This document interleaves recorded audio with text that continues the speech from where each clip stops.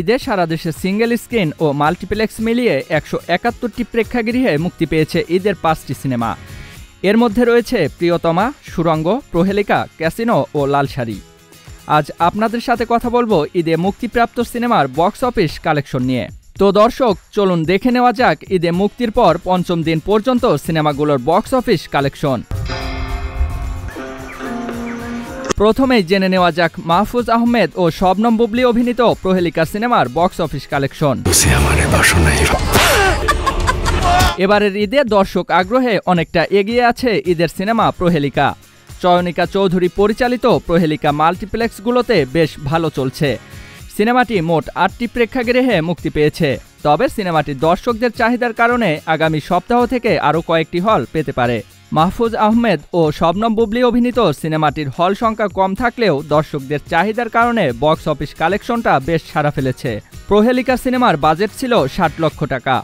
ঈদের পঞ্চম দিনের সিনেমাটি আয় করেছে ৩ লক্ষ টাকা। পঞ্চম দিন শেষে সিনেমাটির মোট আয় দাঁড়িয়েছে ১৮ লক্ষ টাকা। তো দর্শক, এবার জেনে নেওয়া যাক বাংলাদেশের ছোট পর্দার জনপ্রিয় অভিনেতা আফরান নিশোর প্রথম সিনেমা সুড়ঙ্গ এর বক্স অফিস কালেকশন। দেশের ২৮টি প্রেক্ষাগৃহে মুক্তি পেয়েছে আফরান নিশো অভিনীত প্রথম সিনেমা সুড়ঙ্গ। রায়হান রাফি নির্মিত সিনেমাটিতে নিশোর বিপরীতে আছেন তমা মির্জা। দর্শকের ব্যাপক চাহিদার কারণে স্টার সিনেপ্লেক্সের সবগুলো শাখায় শুরুতে সুড়ঙ্গ সিনেমার ১৮টি শো থাকলেও এখন এই শো সংখ্যা বেড়ে দাঁড়িয়েছে ৩০টিতে। ইতিমধ্যেই খুব ভালো কালেকশন করছে সিনেমাটি। খুব তাড়াতাড়ি সিনেমাটি ব্লকবাস্টার হতে পারে। তুমুল আলোচিত এই সিনেমাটির বাজেট ছিল ১ কোটি টাকা। ঈদের পঞ্চম দিনের সিনেমাটি আয় করেছে ১৮ লক্ষ টাকা। ৫ দিন শেষে সিনেমাটির মোট আয় দাঁড়িয়েছে ৯৪ লক্ষ টাকা।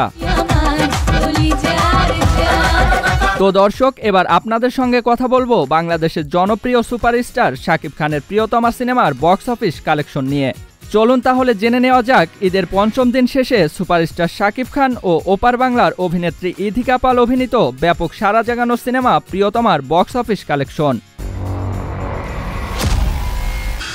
দেশের ১০৭টি সিনেমা হলে মুক্তি পেয়েছে শাকিব খান অভিনীত ও হিমেল আশরাফ পরিচালিত সিনেমা প্রিয়তমা। প্রিয়তমা সিনেমাটি মুক্তির প্রথম দিন থেকে ঈদের তৃতীয় দিন দুপুর পর্যন্ত একের পর এক হাউসফুল শো দেখছে। সারা দেশে প্রতিদিন প্রিয়তমার ৪৫০টির বেশি শো চলছে।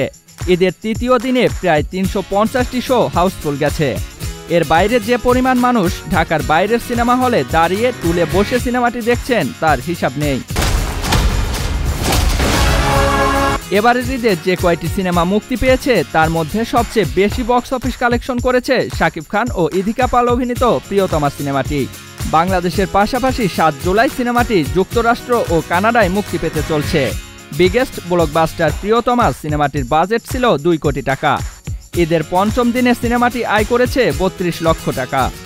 ইতিমধ্যেই সিনেমাটি মোট আয় করেছে ১ কোটি ৯৩ লক্ষ টাকা, যা এবারের ঈদের সর্বোচ্চ কালেকশন।